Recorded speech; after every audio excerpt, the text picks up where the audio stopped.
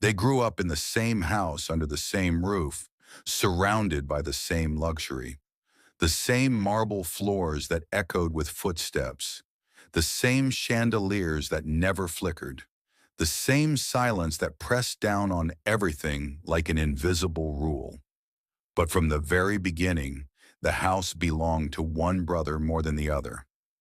Alexander Kingsley learned early that stillness was strength, that control was safety, that emotion, when visible, was weakness. He was the firstborn, and their father treated that fact as destiny rather than biology. Alexander stood straighter, spoke less, watched more. He learned to anticipate expectations before they were spoken aloud. Daniel Kingsley was different, younger by 3 years, louder by nature, softer by instinct. He asked questions Alexander never would. He laughed when the room was meant to stay quiet. He touched things simply to feel that they were real. And while Alexander learned how to become a Kingsley, Daniel spent most of his childhood trying to understand why being one felt so lonely. Their father, Richard Kingsley, had built his fortune from nothing. That fact was repeated often in the house, usually without context and never with warmth. He believed struggle was the only honest teacher. Comfort, in his mind, weakened men. Love distracted them. Richard didn't hug his sons. He evaluated them. When Alexander succeeded, Richard nodded once, sharp and brief, like a signature at the bottom of a contract. When Daniel failed, Richard said nothing at all. Silence was his most efficient punishment. By the time they were teenagers, the divide between the brothers had hardened into something permanent. Alexander woke before dawn, reading financial reports meant for executives twice his age. He learned the language of power fluently, as if it were his first tongue. He memorized numbers, names, structures. He learned how not to need anyone. Daniel learned how to disappear. He found excuses to stay out late, to wander galleries, cafes, music venues, anywhere that didn't smell like polish and pressure. He spoke to strangers because strangers didn't know his last name and therefore didn't expect anything from him. Around them, he could just exist. Their father saw this and grew colder. "Your brother understands legacy," Richard said once without looking up from his desk. "You chase feelings." Daniel didn't argue. He never did. He just smiled faintly. The way people do when they realize they will never be understood in a room they can't leave. Alexander overheard none of this, or rather he pretended not to, because acknowledging it would have meant acknowledging that he was being chosen at Daniel's expense. And Alexander Kingsley survived by never questioning the system that rewarded him. Years passed. Education turned into position, privilege turned into authority. The Kingsley Empire expanded across industries, cities, continents, and Alexander moved through it as if it were a perfectly tailored suit. He fit seamlessly. Daniel stayed on the edges, official enough to belong, distant enough to breathe. Then Elena Moore entered their world quietly, without announcement or ceremony, which was rare in a place where everything was announced and nothing was accidental. She was hired as a junior consultant for the Kingsley Arts Foundation. Her resume was solid but unremarkable by Kingsley standards. No famous mentors, no elite lineage, no hunger that could be weaponized. She walked into the building on her first day with calm confidence and no visible awe, which immediately made her noticeable. Alexander noticed her during a review meeting. She spoke clearly, efficiently, without embellishment. She didn't overcompensate. She didn't seek approval. When challenged, she responded with facts instead of defensiveness. Alexander respected competence above all else, and he made a mental note of her name. Daniel met her later that week by accident. She was standing alone in one of the foundation's galleries, studying a piece long after everyone else had moved on. He commented on the lighting. She corrected him gently. They ended up talking for over an hour, neither of them checking the time. Elena noticed the difference between the brothers immediately, though she didn't fully understand it yet. Alexander spoke like someone who was always 5 steps ahead, always managing outcomes. Daniel spoke like someone who was fully present, even when the moment was small. Alexander began to pursue her deliberately, invitations framed as opportunities, dinners arranged at places where decisions were made over wine, conversations that subtly included her in a future she hadn't agreed to yet. It wasn't unkind, it was efficient. In his mind, this was what interest looked like. Daniel didn't pursue her at all. He simply kept showing up. Coffee after work, walks that stretched longer than planned, questions about her childhood, her ambitions, her doubts. He listened without interrupting, without trying to solve her. Elena felt pulled in 2 directions, and that frightened her. One path promised stability, power, certainty. The other felt honest, unguarded, real. She told herself she was imagining the tension, that she was reading too much into casual moments, that nothing was truly happening yet, but things were happening. Richard Kingsley saw it before anyone else did. He noticed the way Alexander stiffened when Elena entered a room, the way Daniel relaxed, the way the dynamic between his sons shifted subtly, dangerously, and for the first time in a long while, Richard felt interested, because conflict revealed character, and character, in his mind, determined inheritance. What none of them knew was that Richard Kingsley was dying. He didn't announce it. He didn't soften. He simply began to put things in order. Quiet meetings with lawyers, documents revised, sealed, stored. A will rewritten not to distribute wealth, but to provoke truth. Elena chose Daniel without realizing when the choice had been made. It wasn't dramatic. It wasn't declared. It lived in small moments, in trust, in vulnerability, in the way she felt seen rather than assessed. When Alexander realized, the loss didn't register as heartbreak. It registered as failure. And Alexander Kingsley did not tolerate failure. What followed would unravel a family, expose decades of unspoken resentment, and force a woman who never wanted power to decide who deserved it. Because the inheritance was no longer about money. It was about who they became when everything they believed was finally questioned. Alexander did not confront Daniel. He did not confront Elena either.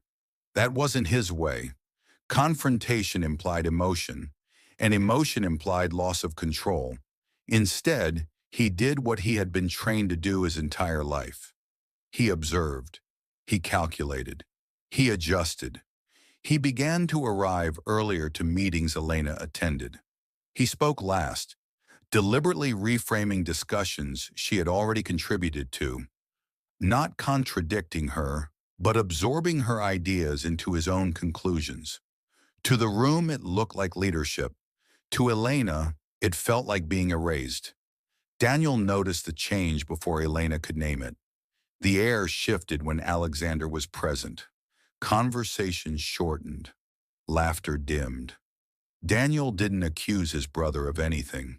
He didn't need to. Years of growing up together had taught him to recognize Alexander's silences as strategy. "You're different lately," Daniel said one evening as they stood on the terrace overlooking the city. The lights below pulsed like a separate world entirely. Alexander took a slow sip of his drink. "So are you." Daniel smiled faintly. "I'm not the one rearranging rooms." Alexander finally turned to look at him. "You don't understand the stakes." Daniel met his gaze calmly. "I don't think you understand the cost." That was the first time Alexander felt something close to uncertainty. Not because Daniel was wrong, but because he wasn't intimidated. Daniel had never been intimidating, and yet in that moment he was immovable. Elena tried to maintain distance. She told herself that relationships inside powerful families never ended cleanly, that tension was inevitable. She focused on her work, on the foundation, on the things she could control. But control is fragile when other people decide the rules without telling you. She began to notice discrepancies, small ones at first: a report delayed, a recommendation ignored, a decision made without her input after weeks of collaboration. None of it was overt. All of it was precise. When she raised a concern privately, Alexander listened with the same calm expression he used in boardrooms. "You're reading into things," he said. "This environment can feel competitive." "I've worked in competitive environments," Elena replied. "This feels personal." Alexander held her gaze. "Everything here is personal." That night, Elena couldn't sleep. She replayed the conversation over and over, trying to decide if she'd imagined the edge in his voice, the warning disguised as reassurance. She thought of Daniel, of how different the world felt around him, less sharp, less conditional. She didn't know that Richard Kingsley had been watching her closely. Richard's illness progressed quietly, the way storms do when they gather far out at sea. Those closest to him noticed the fatigue, the slight tremor in his hands, the way meetings ended earlier than they used to. No one dared to ask questions. In the Kingsley world, questions were liabilities. Richard spent long hours alone in his study, listening to old recordings, rereading journals he had kept since the early days of building his empire. He remembered hunger, fear, betrayal. He remembered the people he had stepped over and the ones who had stepped over him. He told himself it had all been necessary. What he could not explain, even to himself, was the hollow feeling that crept in when he watched his sons now. One armored, one exposed, both incomplete. He summoned his lawyers again and made one final adjustment. Daniel sensed something was wrong before the news broke. His father began calling him more often, asking questions that weren't about performance or outcomes. Questions about what he believed, what he valued, what kind of future he imagined if money were removed from the equation. Daniel answered honestly. He had nothing to protect. Alexander was not asked these questions.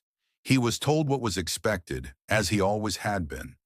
And for the first time, the absence of inquiry unsettled him. It felt like being overlooked, like being taken for granted, like being assumed. The announcement came without ceremony. Richard Kingsley was dead. The city paused for a day. Markets reacted. News outlets ran rehearsed tributes. The mansion filled with people who spoke in hushed tones and avoided eye contact. Alexander moved through it all with precision, organizing, directing, managing grief like a logistics problem.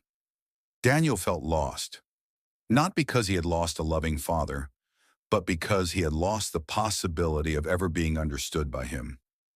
That door had closed quietly, forever.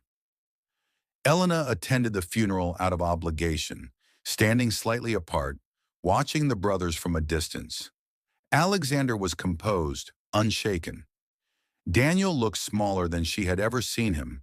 The reading of the will was scheduled for the following week.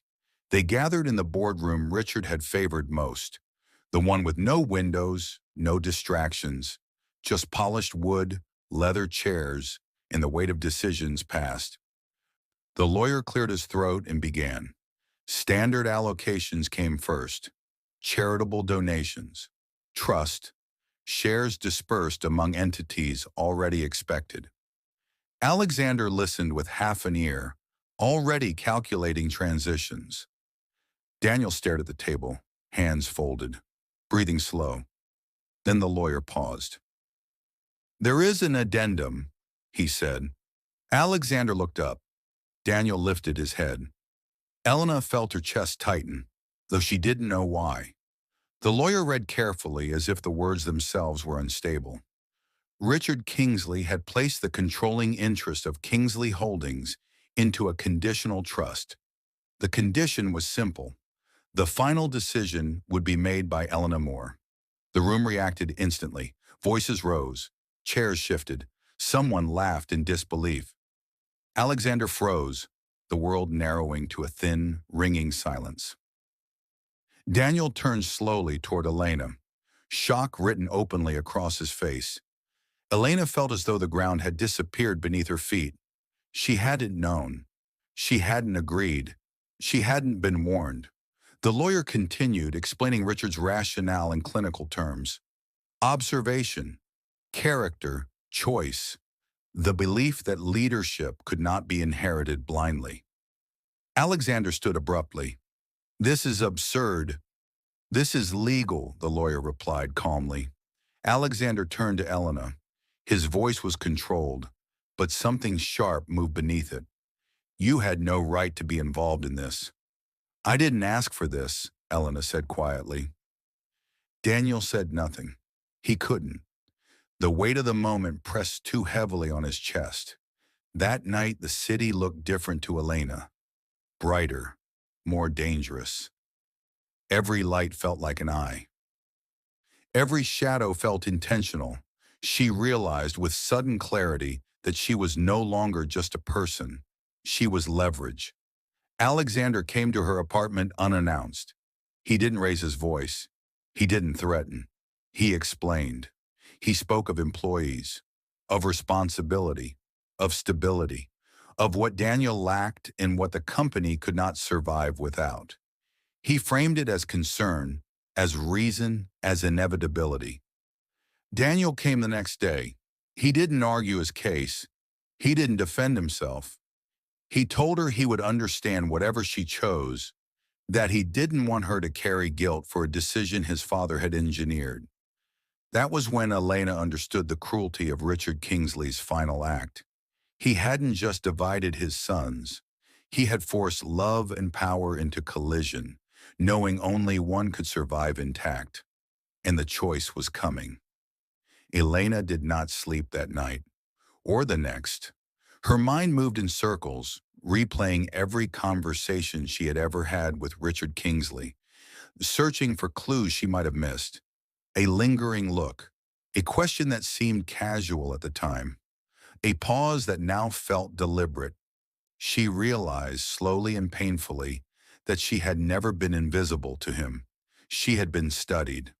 The pressure began immediately, not loudly, not publicly, but in ways that were harder to confront. Board members requested private conversations. Advisors framed opinions as concerns. Each conversation carried the same message beneath different words. Stability mattered. Markets hated uncertainty. Kingsley Holdings could not afford sentiment. Alexander did not need to instruct them. They acted in anticipation of him. Elena listened. She asked questions. She took notes. And she began to notice patterns. There were inconsistencies in the financials she had been reviewing for months. Shell entities buried beneath layers of legitimate subsidiaries. Transactions that technically passed audits but felt unnecessarily opaque. Decisions that benefited short-term consolidation at the cost of long-term resilience. She didn't accuse anyone. She simply looked deeper. Daniel tried to shield her from the noise. He offered distance, silence, space. He told her she could walk away, that the trust allowed for refusal, that another mechanism would be triggered if she declined. But Elena knew walking away would not undo what had already been set in motion. Someone would still be chosen. Consequences would still follow. Alexander watched her closely. Every meeting, every delay, every request for documentation. He told himself he had nothing to hide. And yet the feeling that had begun as irritation grew into something sharper. Fear, perhaps, or the memory of it. When Elena finally confronted him, it was not dramatic. They sat across from each other in his office late one evening, the city dark beyond the glass. She placed a folder between them. "These entities," she said calmly, "they're unnecessary." Alexander glanced at the documents. "They're protective. They're duplicative. They're legal." So were many things that collapse companies from the inside. Alexander leaned back. "You don't understand the scale of what you're questioning." Elena met his gaze. "I understand enough to know this isn't about protection. It's about control." For a moment, Alexander said nothing. Then something in his posture shifted. The mask, polished over decades, cracked just enough to reveal the strain beneath. "I became what was required," he said quietly. "I sacrificed everything else. And now you expect everyone else to accept that cost," Elena replied. Alexander stood. His voice sharpened.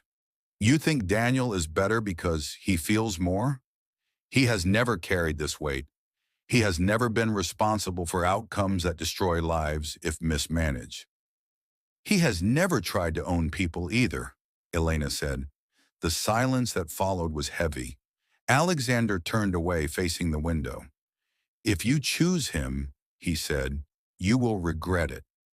Elena left without responding. What she didn't tell either brother was that she had requested an independent review, quietly, thoroughly. Outside the influence of the Kingsley network. The results came back days later. Alexander had not stolen. He had not broken laws. But he had built a system that depended entirely on him, one that marginalized dissent, one that could not survive vulnerability.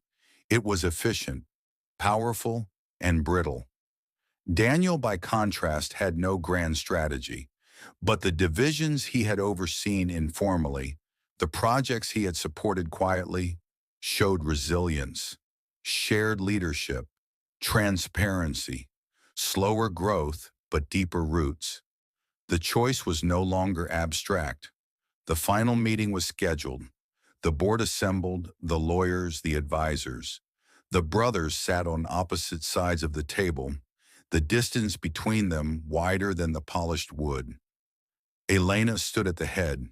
Her hands were steady. Her voice was not loud. She spoke about responsibility, about legacy, about the difference between building something that obeyed you and building something that could survive you. Then she chose. She named Daniel. The reaction was immediate: shock, protest, relief, rage.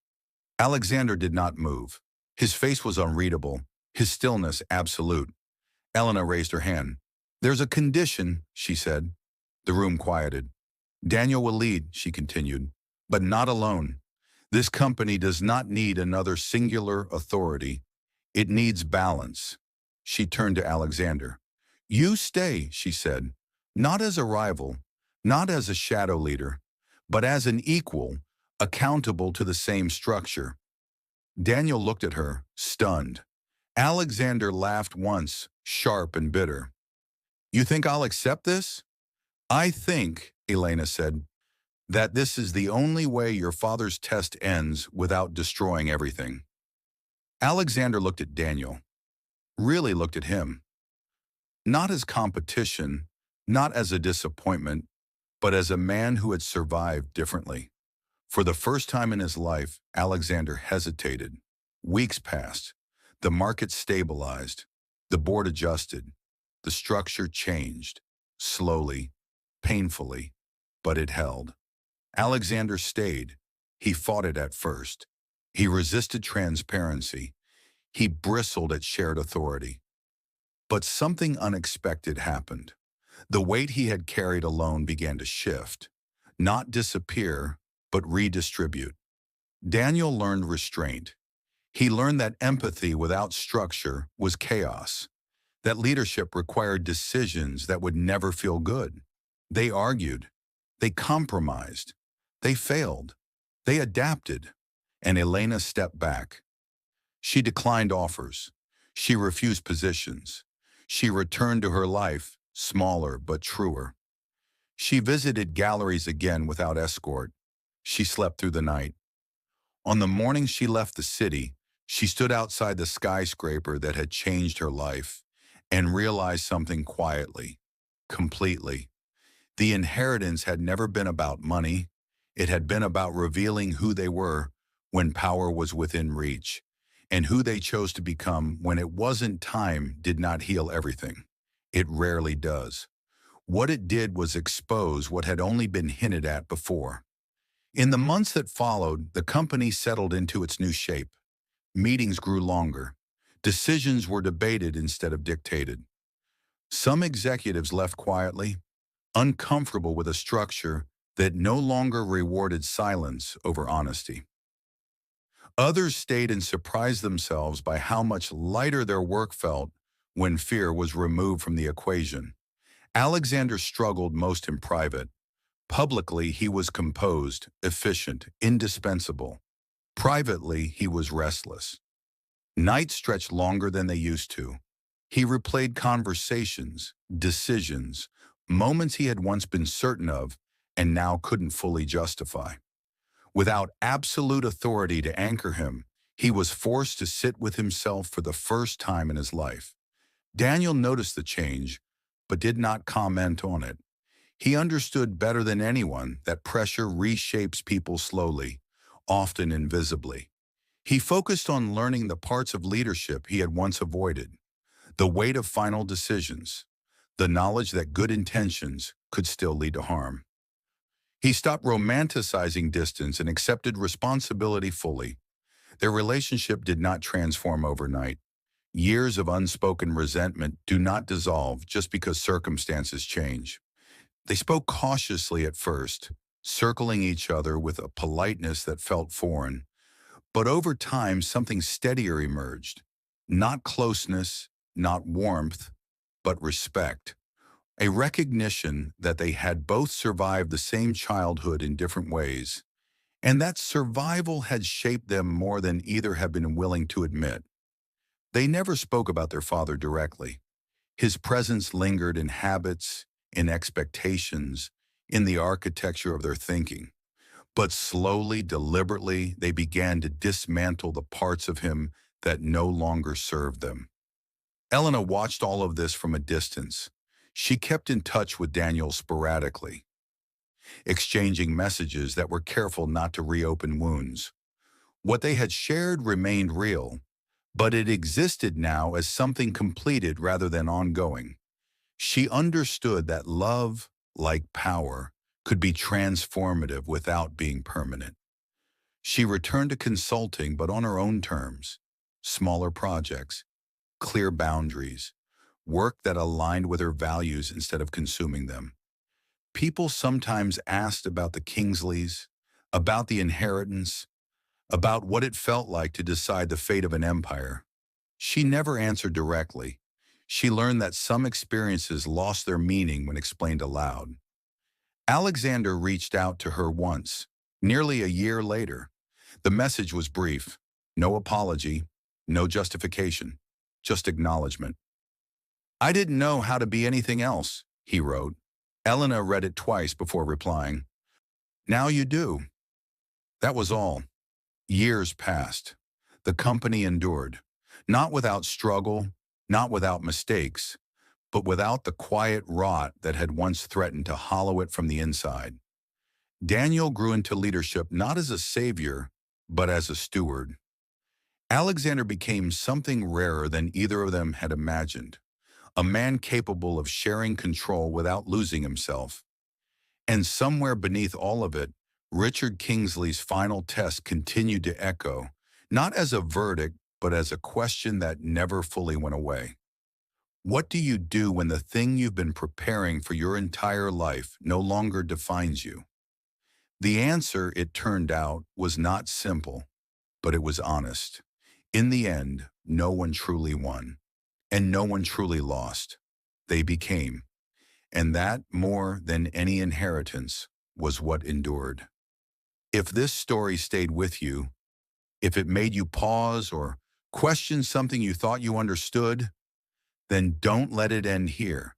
Subscribe for more stories where love, power, and human choices collide.